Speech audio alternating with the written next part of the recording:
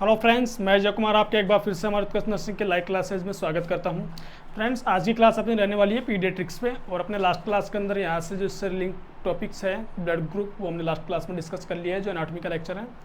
और तो आज की क्लास हम शुरू करते हैं RH इनकम्पटिबिलिटी से। इससे पहले मैं आपको कुछ बता दूं कि जो कॉम्पिटेटिव स्टूडेंट्स हैं उनके लिए काफ़ी सारी वैकेंसी आ चुकी है। BRCHO की वैकेंसी आ चुकी है, SGPGI की वैकेंसी है, दिल्ली एम्स वैकेंसी निकालने वाला है, क्योंकि उसने MS इंट्रेंस का एग्जाम लगवाया तो ऑब्वियसली वो वैकेंसी तो करवाएगा। तो ये तीनों वैकेंसी आ चुकी हैं, तो आप इनके फॉर्म लगा देना। नोटिफिकेशन हमने ग्रुप पे डाल दिए हैं, और इसके जैसे फॉर्म चालू होंगे उससे पहले भी हम एक बार आपको नोटिफाई कर देंगे। एंड आपको बार हमारे यहाँ से जो OBG की क्लासेज हैं 28 से चालू कर देंगे। 28 से परमार सर यहाँ पे अवेलेबल हो जाएंगे, OBG क्लासेज शुरू कर देंगे हम, ठीक है। तो मेरी आपसे एक रिक्वेस्ट है फ्रेंड्स, आपको यहाँ से इतना सब कुछ फ्री मिल रहा है तो आप हमारे चैनल को ज़्यादा से ज़्यादा प्रमोट करें एंड आपके फ्रेंड्स में शेयर करें, ठीक है ना। क्योंकि मोस्ट ऑफ स्टूडेंट्स होते हैं जो पैसों के अंदर क्लासेस लेते रहते हैं, लेकिन वही चीज़ आपको जब यहाँ पे अच्छी फैकल्टी के द्वारा सिलेक्टेड एंड एक्सपीरियंस फैकल्टी के द्वारा मिल रही है तो आप फिर यहीं पे क्यों नहीं रुकते। फालतू हर जगह घूमने की आपको ज़रूरत नहीं है, तो यहाँ से आपको अच्छा ही मिलेगा। तो आज की क्लास शुरू करते हैं हम RH इनकम्पटिबिलिटी पे। अगर कोई स्टूडेंट ये क्लास फर्स्ट टाइम देख रहा है तो आप इससे पहले इसका जो पोर्शन है एनाटॉमी वाला वो देख रहे हैं, इसके बाद ही आपको समझ में आएगी। एंड आप चैनल को सब्सक्राइब कर दिया करो, लाइक किया करो और कमेंट किया करो, ठीक है। तो आज की क्लास शुरू करते हैं हम RH इनकम्पटिबिलिटी पे। तो RH इनकम्पटिबिलिटी की वजह से सबसे पहले मैं जनरल इंट्रोडक्शन बताना चाहूँ तो एक कंडीशन होती है इरिथ्रोब्लास्टोसिस फीटालिस, ठीक है। तो इस वर्ड को अगर हम डिकोड करें, इरिथ्रो का मतलब होता है RBC, ब्लास्टोसिस का मतलब होता है या फिर ब्लास्ट का मतलब होता है इमेच्योर सेल्स, ठीक है। एंड फीटालिस का मतलब हो गया फीटस।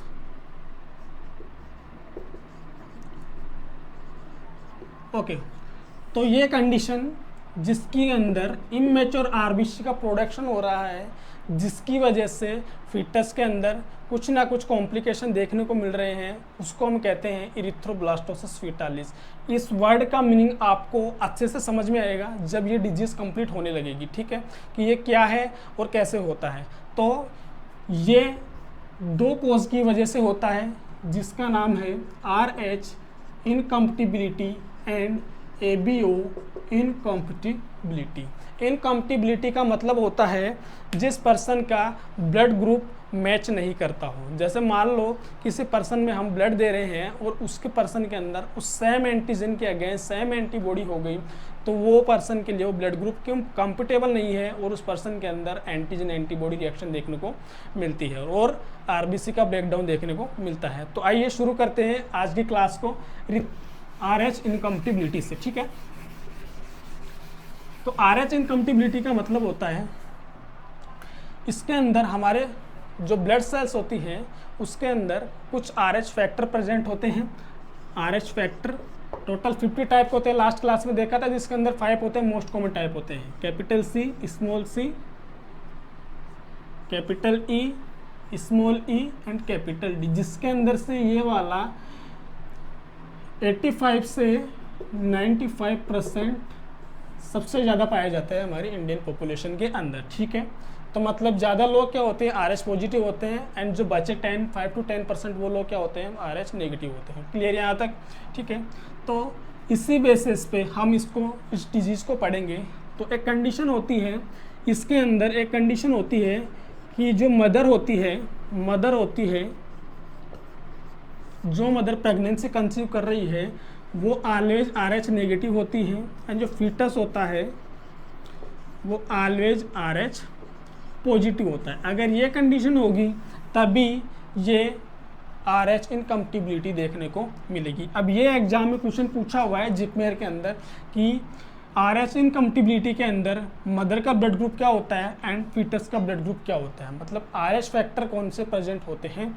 तो जो कंडीशन होती है RH नेगेटिव होती है, RH पॉजिटिव होती है, इसी वजह से हम देखने को मिलेगी RH इनकम्पटिबिलिटी। ये यूनिवर्सल है, ठीक है, तभी ये कंडीशन डेवलप होगी। अब होती कैसे है इस चीज़ को समझते हैं, इंपॉर्टेंट आप नोट करते रहना साथ के साथ में। तो ध्यान रखना, क्योंकि लास्ट क्लास आप देख लेना, वो काफ़ी इंपॉर्टेंट है, तभी ये समझ में आएगा।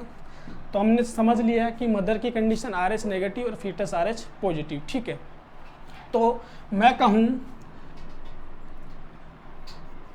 No problem during first pregnancy. अब क्यों ये कंडीशन फर्स्ट प्रेगनेंसी में डेवलप क्यों नहीं होती है? क्योंकि प्लेसेंटा का जो सबसे पहले सुनिएगा ध्यान से कि जो फर्स्ट मिक्सिंग होती है ब्लड की at the time of placental separation होती है।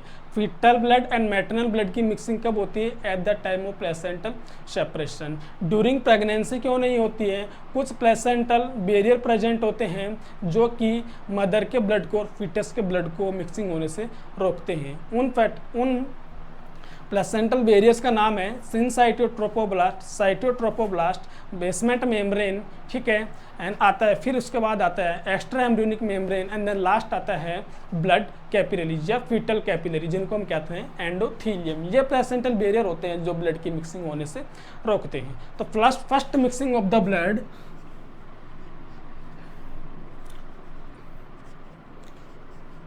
First mixing of blood at the time of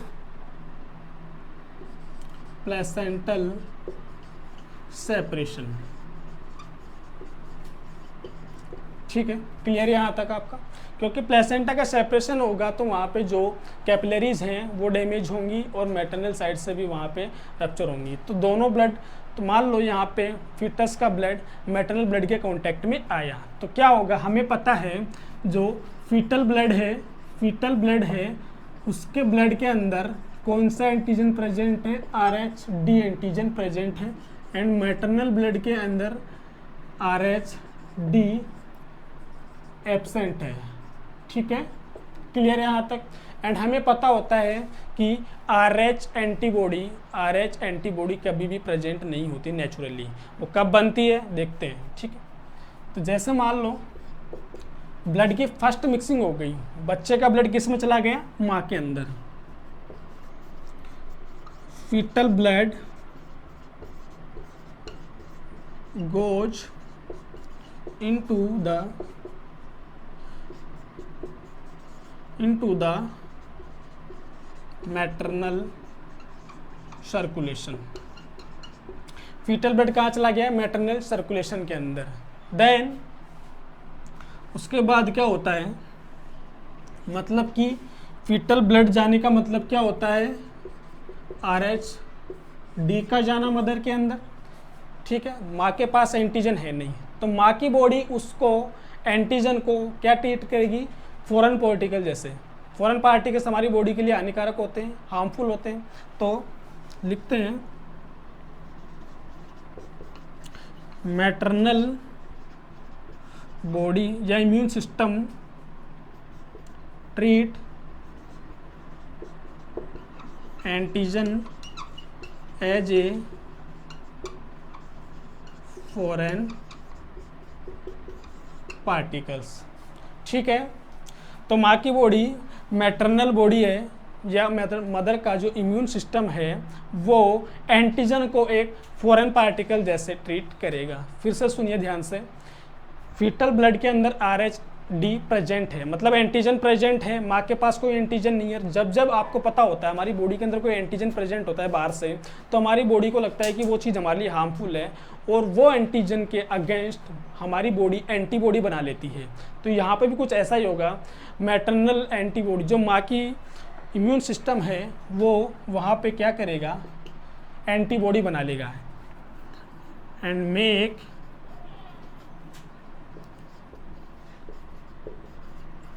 antibody.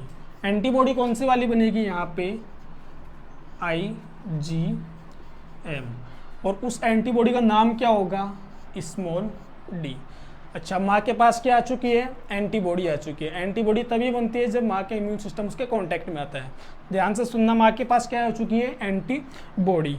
ये एंटीबॉडी होती है लार्ज साइज की होती है, एंड स्मॉल लाइफ स्पान। ठीक है, अगर जिसका साइज लार्ज होता है वो प्लेसेंटा को क्रॉस नहीं करता है, जिसका साइज छोटा होता है वो प्लेसेंटा को क्रॉस कर जाता है। फॉर एग्जांपल के लिए IgG साइज के अंदर छोटी होती है, इसलिए वो प्लेसेंटा को क्रॉस कर जाती है। तो ये फर्स्ट प्रेगनेंसी की हमने बात कर ली।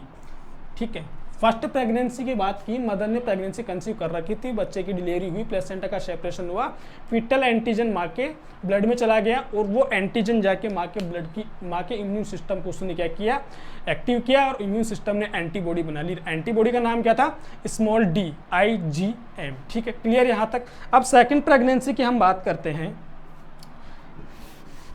सेकेंड प्रेगनेंसी के अंदर क्या होगा, कंडीशन सेम रखते हैं, माँ के ब्लड में क्या प्रेजेंट आ गया, एंटीबॉडी प्रेजेंट हो गई। क्लियर यहाँ तक। जो माँ के ब्लड के अंदर एंटीबॉडी प्रेजेंट हो गई और जब माँ का और बच्चे का ब्लड ट्रांसप्लेसेंटल सर्कुलेशन के थ्रू एंटर करेगा मदर टू फीटस, तो देखते हैं इसको, माँ के ब्लड में क्या आ चुकी है, एंटीबॉडी। और हमें पता है जब कोई इन्फेक्शन लॉन्ग टाइम तक रहता है तो वो इन्फेक्शन एक्यूट इन्फेक्शन से क्रोनिक इन्फेक्शन में कन्वर्ट होता है। IgM हमेशा एक्यूट इन्फेक्शन के अंदर बनती है और IgG क्रोनिक इन्फेक्शन के अंदर बनती है। ये प्लेसेंटा को क्रॉस नहीं करती, ये प्लेसेंटा को क्रॉस कर जाती है। ठीक है, क्लियर है यहाँ तक। तो देन मदर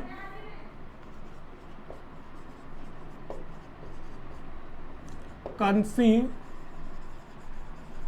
ये सेकंड प्रेगनेंसी की बात करेंगे हम। ठीक है, प्रेगनेंसी माँ ने क्या की, प्रेगनेंसी कंसीव की। ध्यान से सुनना, थ्रू द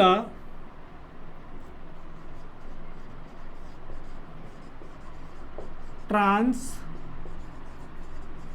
प्लेसेंटल सर्कुलेशन या फिर वर्टिकल ट्रांसमिशन। ठीक है, एंटीबॉडी D। अभी मैंने एक टर्म यूज किया है, कोई इन्फेक्शन एक्यूट से क्रोनिक में कन्वर्ट होता है तो एंटीबॉडी कौन सी बनती है, IgG, जो प्लेसेंटा को क्रॉस कर जाती है। यही कंडीशन यहाँ होती है, लेकिन ये जो IgG होती है, ये IgG होती है, ये प्लेसेंटा को क्रॉस करती है 28 से 32 वीक पे। क्लियर है यहाँ तक, 28 से 32 वीक ऑफ जेस्टेशनल एज। ठीक है, इंपॉर्टेंट है ये, बात के अंदर इसका लिंक आएगा, ध्यान रखना। Antibody D enter into the foetal circulation. ठीक है, क्लियर यहाँ तक। बच्चे के अंदर क्या जा चुकी है, एंटीबॉडी, किससे, माँ से बच्चे में जा चुकी है। अब बच्चे के पास क्या है, एंटीजन है। ये बच्चे के पास RBC की सरफेस पे एंटीजन था, माँ से क्या मिल गई इसको, एंटीबॉडी। होगा क्या, हमें पता है, एग्लूटिनेशन की रिएक्शन, एंटीजन एंटीबॉडी रिएक्शन। तो यहाँ पे क्या होगा,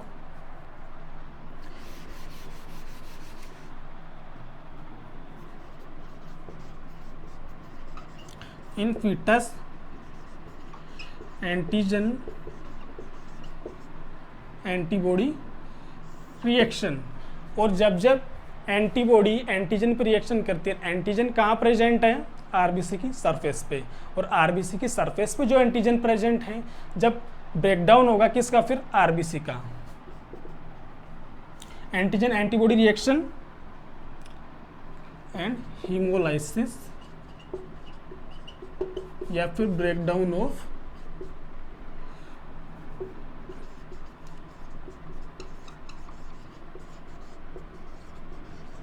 RBC। ठीक है, क्लियर है यहाँ तक। ओके, तो हमने बात कर ली, जब एंटीजन एंटीबॉडी रिएक्शन होगी जिससे क्या होगा, RBC का ब्रेकडाउन होगा, जिसको हम कहते हैं हीमोलाइटिक रिएक्शन। अच्छा एक बात बताओ, RBC है वो हमारा रेस्पिरेटरी पिगमेंट है, मतलब कि RBC के अंदर जो हीमोग्लोबिन है उसको हम रेस्पिरेटरी पिगमेंट कहते हैं। तो वो क्या करता है, ऑक्सीजन एंड कार्बन डाइऑक्साइड, मतलब रेस्पिरेटरी गैसेस को कैरी करता है। तो यहाँ पे क्या हुआ, RBC का ब्रेकडाउन हो गया। RBC का ब्रेकडाउन का मतलब हीमोग्लोबिन का टूटना, हीमोग्लोबिन का टूटना मतलब रेस्पिरेटरी पिगमेंट का कम होना बॉडी के अंदर, और रेस्पिरेटरी पिगमेंट का कम होना मतलब बॉडी के अंदर ऑक्सीजन की कमी, और जिसको हम क्या कहते हैं, हाइपोक्सिया। क्लियर यहाँ तक? क्या हुआ ब्लड में? हाइपोक्सिया। बॉडी में क्या हो गया? Hypoxia. Hypoxia lack of oxygen into the tissue, तो हाइपोक्सिया हुआ। अब हाइपोक्सिया की वजह से कंपनसेटरी मैकेनिज्म स्टार्ट होगी, तो हाइपोक्सिया की हुआ बच्चे में, जिसकी वजह से क्या हुआ? कंपनसेटरी मैकेनिज्म स्टार्ट, जिसकी वजह से क्या देखने को मिलेगा? टैकिपनिया,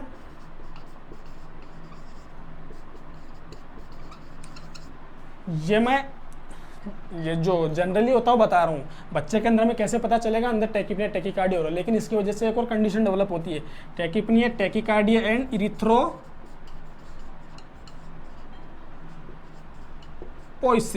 इरिथ्रोपोइसिस मतलब इंक्रीज प्रोडक्शन ऑफ आरबीसी। अब यहाँ पे ऑक्सीजन की कमी हो रही है, तो बच्चे के अंदर आरबीसी का जो प्रोडक्शन होगा वो इनमेच्योर आरबीसी का प्रोडक्शन होगा, ज़्यादा आरबीसी बनेंगी, क्योंकि वो सोचेंगे कि ब्लड के अंदर ऑक्सीजन की कमी आ गई है, जिसकी वजह से हमारा जो बोन मैरो है वो ज़्यादा फंक्शन करेगा, और वहाँ पे क्या बनने लगेंगी? Immature production of RBC.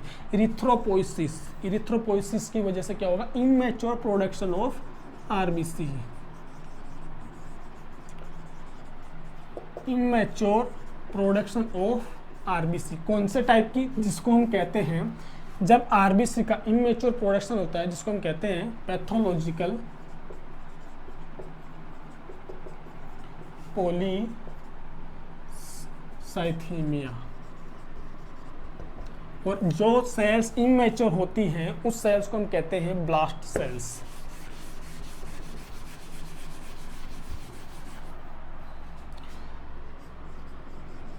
Immature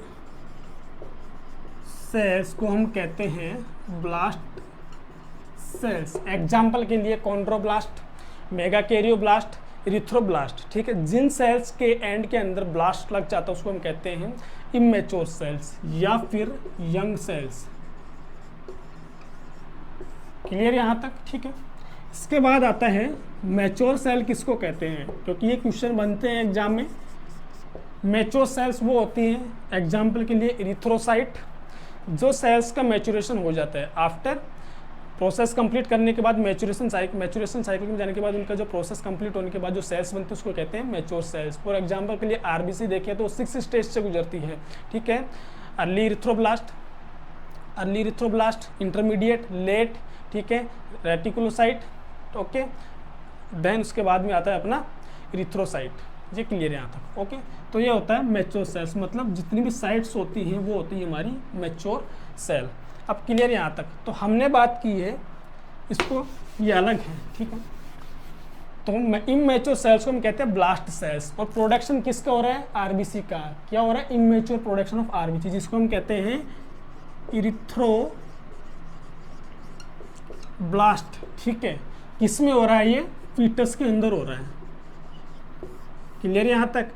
तो शुरुआत के अंदर मैंने बोला था इरिथ्रोब्लास्टोसिस फीटालिस, जिसके कोज हैं RH इनकम्पटिबिलिटी एंड ABO इनकम्पटिबिलिटी, जो कंडीशन डेवलप करते हैं इरिथ्रोब्लास्टोसिस फीटालिस। वो इसी वजह से नेम निकल के आया है erythroblastosis fetalis. Blast cells, immature RBC cells का प्रोडक्शन हो रहा है फीटस के अंदर, जिसको हम कहते हैं इरिथ्रोब्लास्टोसिस फीटालिस। क्लियर यहाँ तक? अब यहाँ पे इंपॉर्टेंट बात यह है कि यहाँ पे जो क्लिनिकल फीचर्स क्या क्या बन के आते हैं, ठीक है ना गाइस। तो देखते हैं अब यहाँ पे क्लिनिकल फीचर्स। ये हमने इसकी पैथोफिजियोलॉजी पढ़ ली है। अगर कोई डाउट्स हो यहाँ से तो आप क्वेश्चन पुटअप कर सकते हो। आपको डिस्क्रिप्शन में नंबर दे रखा है, हर एक वीडियो के डिस्क्रिप्शन में नंबर होता है। व्हाट्सअप ग्रुप बना रखा है हमने, अगर कोई स्टूडेंट ऐड नहीं हो रखा है तो उस नंबर पे आप मैसेज कर देना, उसको ऐड कर दिया जाएगा। गर्ल्स का, बॉयज़ का, सबका सेपरेट ग्रुप है। और अगर किसी पर्सन को डाउट हो तो ग्रुप में भी डिस्कस कर सकता है, कमेंट में भी डाल सकता है, या उस नंबर पे मैसेज कर सकता है। अच्छा, तो एक बात बताओ, हम क्या बात कर रहे हैं? क्लिनिकल फीचर्स की। ओके, आरबीसी का इमेच्योर प्रोडक्शन हो रहा है, तो जिन आरबीसी का इमेच्योर प्रोडक्शन हो रहा है वो आरबीसी टूटेंगी भी ज़्यादा। ओके, तो सबसे पहले बोलते हैं तो वहाँ पे सबसे पहले तो बॉडी में आरबीसी की कमी आएगी। आरबीसी की कमी आना मतलब हीमोग्लोबिन की कमी आना। कंडीशन क्या होती है? Anaemia. First clinical features. Clear यहाँ तक? ठीक है। आरबीसी का ब्रेकडाउन हो रहा है क्योंकि मैंने लास्ट क्लास में बताया था आरबीसी किससे बनी होती है। आरबीसी के अंदर प्रेजेंट होता है हीमोग्लोबिन। ओके, ठीक है। हीमोग्लोबिन का मतलब हीम एंड ग्लोबिन। क्लियर यहाँ तक? हीम किससे मिलकर बना होता है आपका? Iron and protoporphyrin. इसके अंदर 4 पॉलीपेप्टाइड चेन होती हैं, 2 अल्फा एंड 2 बीटा। ये प्रोटोपोरफायरिन है, ये क्या है? एंड प्रोडक्ट ऑफ, मतलब कि इससे क्या बनता है? बिलीवर्डिन। और बिलीवर्डिन रिडक्टेज की उपस्थिति के अंदर क्या बनाता है? बिलिरुबिन। ठीक है। तो कहते हैं आरबीसी का एंड प्रोडक्ट क्या कहलाता है? बिलिरुबिन। जब हम हाइपर बिलिरुबिनीमिया पढ़ेंगे तो इसको अच्छे से समझेंगे साइकिल को। अभी के लिए याद रख लो आरबीसी का एंड प्रोडक्ट क्या कहलाता है? बिलिरुबिन। तो जो इमैच्योर आरबीसी बन रही है उसकी वजह से किसका लेवल बढ़ा बॉडी के अंदर? बिलिरुबिन का। ओके। और जो बिलिरुबिन बनता है वो कौन सा बनता है? Unconjugated bilirubin. अनकॉन्जुगेटेड बिलिरुबिन क्या होता है? हमारी बॉडी से एक्सक्रीट आउट नहीं होता है क्योंकि वो फैट सोल्यूबल होता है। तो यहाँ पे इंक्रीज बिलिरुबिन लेवल, जिसकी वजह से क्या बोलेंगे हम? पैथोलॉजिकल जॉन्डिस या सीवियर जॉन्डिस। ठीक है।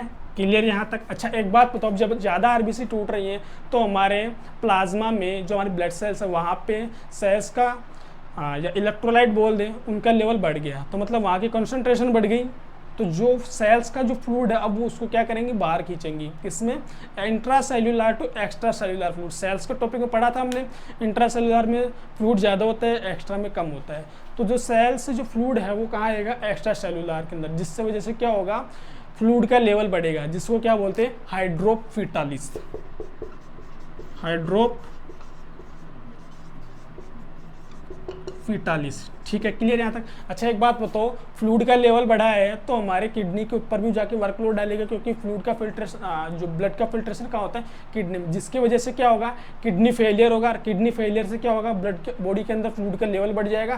फ्लूइड का लेवल बढ़ेगा तो हार्ट पे वर्कलोड आएगा। हार्ट ज़्यादा कोशिश करेगा उसको पंप करने की, एंड हार्ट ज़्यादा कोशिश करेगा पंप करने की, जिसकी वजह से क्या होगा? Congestive heart failure. ठीक है। Congestive heart failure. ठीक है। क्लियर है यहाँ तक? तो ये कुछ इंपॉर्टेंट्स हैं। एंड ज़्यादा फ्लूइड का लेवल बढ़ा है तो वो हमारे एडिमा भी कोज करवाएगा। तो ये कुछ क्लिनिकल फीचर्स है, इंपॉर्टेंट है। हर एक का लिंक मैंने बताया कैसे होता है। ठीक है गाइज? ओके, ये क्लियर है। अब इस चीज़ को डायग्नोसिस करने के लिए कि हम इस चीज़ से कैसे बचा सकते हैं, तो इसके लिए एक टेस्ट होता है जिसका नाम होता है कुम्ब टेस्ट। कुम्ब टेस्ट ऐसा टेस्ट होता है जो कि जिसके अंदर हम एंटीजन से जुड़ी हुई एंटीबॉडी या फ्री एंटीबॉडी चेक करते हैं। मतलब कुम्ब टेस्ट की सहायता से हम एंटीजन के अगेंस्ट एंटीबॉडी चेक करते हैं। ठीक है। तो अब आता है डायग्नोसिस।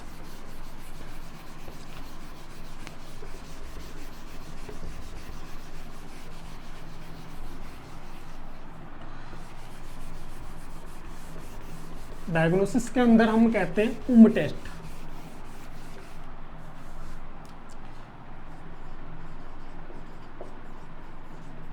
कुम्ब टेस्ट 2 तरीके का होता है,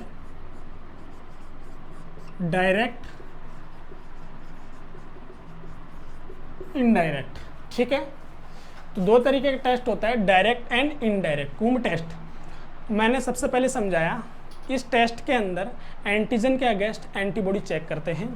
तो डायरेक्ट टेस्ट करते हैं। डायरेक्ट मतलब बच्चे के अंदर कैसे कर सकते हैं? Chorionic villi sampling. आपको सर पढ़ाएंगे ओबीजी के अंदर, अच्छे से बताएंगे कि कोरियोनिक विलाई सैंपलिंग होती है, 12 से 16 वीक पे करते हैं। ठीक है। So direct Coombs test and indirect Coombs test ये किस में करते हैं? फीटस के अंदर। ये किस में करते हैं? मदर्स के अंदर। इसमें हम लिख लेना एंटीजन के अगेंस्ट एंटीबॉडी चेक करते हैं। एंटीजन के अगेंस्ट एंटीबॉडी चेक करते हैं। ये इंपॉर्टेंट चैप्टर है क्योंकि जो बच्चे पीडियाट्रिक पढ़ते हैं, 3rd ईयर का सब्जेक्ट है। ठीक है। तो उसका हम क्या करते हैं? उन बच्चों के अंदर ये सब चीज़ें चेक करते हैं। ठीक है गाइस? क्लियर यहाँ तक? इसके बाद हम देखते हैं फीटस के ये हमने टेस्ट किया। इसके अंदर हम कोरियोनिक विलाई सैम्पलिंग, ठीक है, इसकी सहायता से बच्चे में चेक कर सकते हैं। एंड मदर के अंदर, अच्छा अब एक बात बताओ, फीटस के अंदर तो एंटीजन प्रेजेंट है, तो यहाँ से एंटीबॉडी जो जुड़ी मिलेंगी वो आरबीसी के सरफेस से एंटीबॉडी जुड़ी मिलेंगी, ठीक है। तो जो यहाँ पे एंटीबॉडी मिलेंगी वो आरबीसी के सरफेस से अटैच मिलेंगी, और यहाँ पे जो एंटीबॉडी मिलेगी वो फ्री घूमेंगी किसमें, मैटरनल ब्लड के अंदर, क्योंकि हमें पता है एंटीबॉडी ऑलवेज प्रेजेंट होती है प्लाज्मा के अंदर। तो यहाँ पे जो एंटीबॉडी मिलेंगी वो फ्री मिलेंगी। ये हमने टेस्ट कर लिया। अब एक बात तो पता चल चुका है कि इस पर्सन के अंदर एंटीबॉडी प्रेजेंट है, मदर के अंदर है, बच्चे के अंदर। आफ्टर डिलीवरी हमने चेक कर लिया।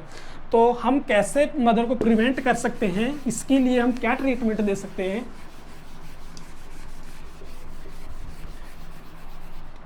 इसके लिए हम अब बात करते हैं ट्रीटमेंट की। ओके गाइस, जैसे कि मान लो बच्चा डिलीवरी हुआ है, ठीक है, हमने पता लगा लिया कि माँ है जो RH नेगेटिव है, बच्चा वो RH पॉजिटिव है, ठीक है। अब हमें पता भी है बा के पास एंटीबॉडी बनेगी। ओके, तो हम क्या कर सकते हैं कि इंजेक्शन आता है जिसका नाम होता है रोगाम, ठीक है, रोगाम, या एंटी गामा डी, मतलब एंटी गामा डी मतलब एंटीबॉडी, जो हमारी एंटीबॉडी होती है उसके जैसे सिमिलर एंटीबॉडी बनाती है, उसके आर्टिफिशियल एंटीबॉडी ब्लड में डालते हैं। तो ध्यान से सुनना आप, ये इंजेक्शन आता है जिसका 300 माइक्रोग्राम, ठीक है, 300 माइक्रोग्राम या फिर 1500 इंटरनेशनल यूनिट इसका डोज होता है। ये क्वेश्चन पूछा हुआ है एग्जाम के अंदर। इसका जो साइट होता है वो IM होता है, ये भी क्वेश्चन पूछा हुआ है एग्जाम के अंदर, ठीक है। फर्स्ट प्रेगनेंसी के अंदर जैसे बच्चा डिलीवर हमने पता लगा लिया, ये इंजेक्शन हम लगाते हैं विदिन 72 आवर्स के अंदर। ये क्वेश्चन पूछा हुआ है RAK के अंदर एंड बहुत सारी एग्जाम्स के अंदर, विदिन 72 आवर्स के अंदर लगा देते हैं, क्योंकि जो हम बाहर से आर्टिफिशियल एंटीबॉडी डाल रहे हैं वो मदर के जाके इम्यून सिस्टम को कंफ्यूज करती है कि आपकी बॉडी के अंदर ऑलरेडी एंटीबॉडी प्रेजेंट है, तुम्हें एंटीबॉडी बनाने की कोई ज़रूरत नहीं है। तो उसका इम्यून सिस्टम इस तरीके से रिएक्ट करेगा, और जो हम एंटीबॉडी डाल रहे हैं वो डोमिनेंट एंटीबॉडी है और इनएक्टिव एंटीबॉडी है, इसका कोई एक्शन नहीं होता है, डोमिनेंट है, तो मतलब उसके इम्यून सिस्टम को रिएक्ट ही नहीं करने देगी। ये क्लियर, ये बात कर ली हमने फर्स्ट प्रेगनेंसी की। ओके, सेकंड प्रेगनेंसी के अंदर क्या करते हैं, सेम चीज़ रहेगी, वही 1500, वही IM लगाते हैं, लेकिन जो हम ये इंजेक्शन देते हैं, सपोज कीजिए मदर ने प्रेगनेंसी कंसीव कर ली, ठीक है, सेकंड टाइम, हमें पता ही नहीं था, तो फिर हम उसे कैसे प्रिवेंट कर सकते हैं। तो मैंने बताया था IgG जो एंटीबॉडी बनी है वो 28 to 32 वीक पे पैटर्नल सर्कुलेशन से फीटल सर्कुलेशन के अंदर जाती है। तो ये इंजेक्शन हम लगाते हैं 28 से 32 वीक पे, ठीक है गाइस।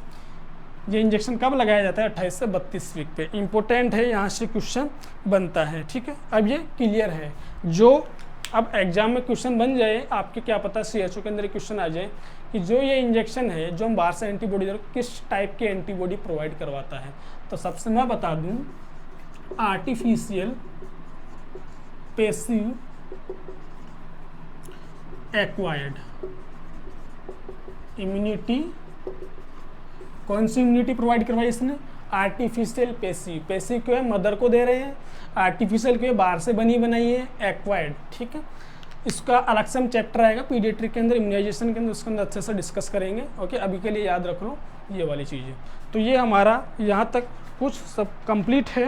ओके, और गाइस अगर अबॉर्शन हो जाए तो सेम चीज़ें हम फॉलो करनी है, वही इंजेक्शन उसी तरीके से लगाने हैं, क्योंकि कंडीशन सेम रहने वाली है। अगर आपको यहाँ से कोई भी डाउट हो, क्योंकि ये इंपॉर्टेंट चैप्टर है, यहाँ से मैंने आपको पैथोफिजियोलॉजी समझ में आ गई ना, ये सब समझ में आ जाएगा। ये सब डाटा आपको याद करने हैं, ये यूनिवर्सल डाटा है, ठीक है, सफिशिएंट है आपके लिए, यहाँ से बाहर कोई क्वेश्चन नहीं जाएगा।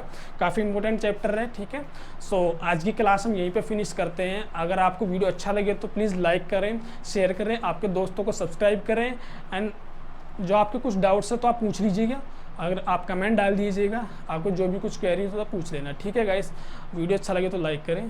Thank you so much.